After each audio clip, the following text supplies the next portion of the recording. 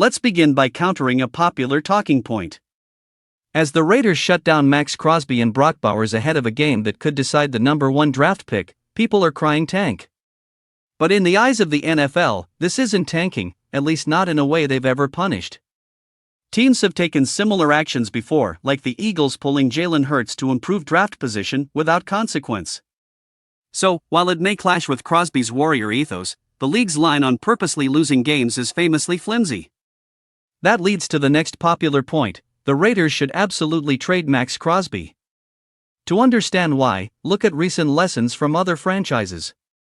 The Dallas Cowboys traded Micah Parsons, but they waited too long, dealing him just before the season when teams had less capital and flexibility, ultimately getting a lesser return.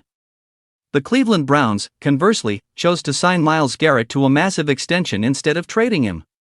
While Garrett is a superstar, that huge financial commitment to a soon-to-be 30-year-old pass rusher hasn't solved the team's larger offensive issues. This isn't to endorse the Parsons trade, but to recognize that sometimes, a player-team relationship sours beyond repair within the window of that player's prime. Crosby will be 29 next season. His contract is very tradable, and moving him after the league year would save the Raiders over $30 million while incurring minimal dead cap. Unlike Garrett, Crosby doesn't seem like a player who will be easily placated by corporate visions. As the Raiders clearly tear things down to the studs to build something new under Tom Brady and John Spytek's vision, draft capital is more valuable than ever. Reports suggest the Raiders' front office is still figuring out its long-term identity, with coach Pete Carroll essentially acting as a stabilizing bridge. That uncertainty is the key.